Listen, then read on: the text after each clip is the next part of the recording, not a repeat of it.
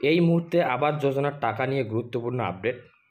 রাজ্য সরকার আবাস যোজনার টাকা দিতে চালু করলো নতুন পোর্টাল।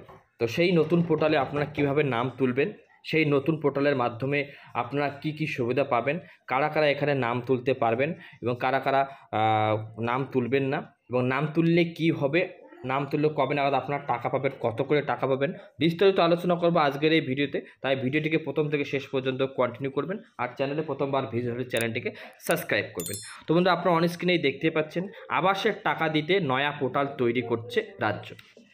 কেন্দ্র টাকা না দিলে আবাস যোজনার 11 লক্ষ উপভোক্তার বাড়ি তৈরির টাকা দেবে নবান্ন। বাজেটেই এই কথা জানিয়ে দিয়েছিল রাজ্য। 100 দিনের কাজের পাশাপাশি আবাস যোজনাও বাংলার প্রতি কেন্দ্রের বঞ্চনা। লোকসভা নির্বাচনে বিজেপির বিরুদ্ধে তৃণমূলের প্রচারে অন্যতম হাতিয়ার। প্রতিটি নির্বাচনী সভায় আবাস যোজনা নিয়ে ঝড় তুলেছেন তৃণমূল সুপ্রিমো মমতা বন্দ্যোপাধ্যায়। একই সঙ্গে মানুষের কাছে পৌঁছে দিচ্ছেন বাড়ি তৈরির গ্যারান্টি। নির্বাচন মিটলেই এই প্রতিশ্রুতি পূরণের কাজ শুরু করতে এখন থেকেই কোমর বাঁধতে শুরু করছে রাজ্য প্রশাসন। তৈরি রাখা হচ্ছে একটি পৃথক পোর্টাল। এই পোর্টালের মাধ্যমে বঞ্চিত আবাস উপভোক্তাদের বাড়ি তৈরির টাকা দেবে রাজ্য। এক আধিকারিক জানান, এই প্রকল্প পূর্ব ঘোষিত, ফলে নির্বাচনের সময় প্রস্তুতির কাজ চালাতে কোনো বাধা নেই। এখন পোর্টাল থেকে শুরু করে অন্যান্য প্রয়োজনীয় পরিকাঠামো তৈরির কাজ সেরে রাখা হচ্ছে।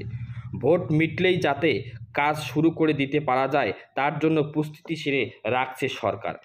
2022 সালের ডিসেম্বর মাসে কেন্দ্র 11 লক্ষ বাড়ি তৈরির প্রশাসনিক সম্মতি দেওয়ায় রাজ্যব্যাপী উপভোক্তাদের যাচাই পর্ব চালায় পঞ্চায়েত দপ্তর।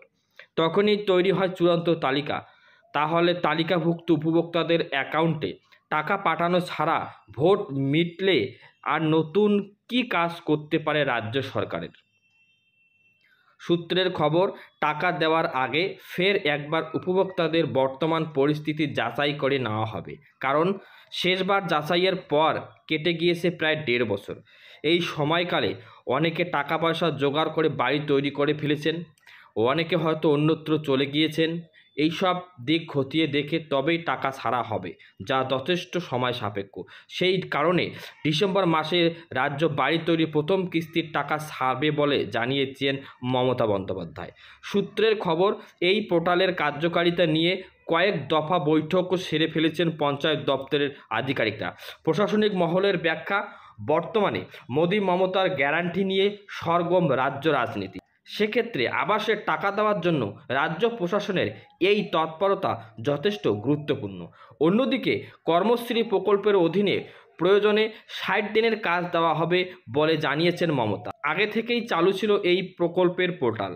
এবার তাতে উঠে আসা তথ্যের ভিত্তিতে পর্যালোচনার কাজ চালাচ্ছেন দপ্তরের আধিকারিকরা। তো বন্ধুরা, আপনারা শুনে নিলেন যে 2022 সালে যে 11 লক্ষ আবাস যোজনা বাড়ি তৈরির যে লিস্ট তৈরি হয়েছে, সেই লিস্ট ধরেই কিন্তু যাচাই পর্ব চলবে এবং তার জন্যই নতুন পোর্টাল খোলা হয়েছে, এবং যাতে করে টাকা দিতে কোনো অসুবিধা না হয় এবং টাকা দেওয়ার যে প্রক্রিয়া সেটা তাড়াতাড়ি শুরু করা হয়, সেই জন্য কিন্তু রাজ্য সরকারের পক্ষ থেকে নতুন একটি পোর্টাল চালু করা হয়েছে। সেই পোর্টালে কিন্তু আপনাদের নাম নথিভুক্ত করতে হবে। তো বন্ধুরা, এটাই ছিল আজকের আপডেটটি আসার সাথে সাথে আপনাদের সাথে শেয়ার করলাম। ভিডিওটি ভালো লাগলে অপরকে দেখার জন্য ভিডিওটি শেয়ার করবেন, আর চ্যানেলে প্রথমবার ভিজিট করলে চ্যানেলটিকে সাবস্ক্রাইব করবেন। ভালো থাকবেন, সুস্থ থাকবেন, দেখা হবে অন্য কোনো ভিডিওতে। ধন্যবাদ।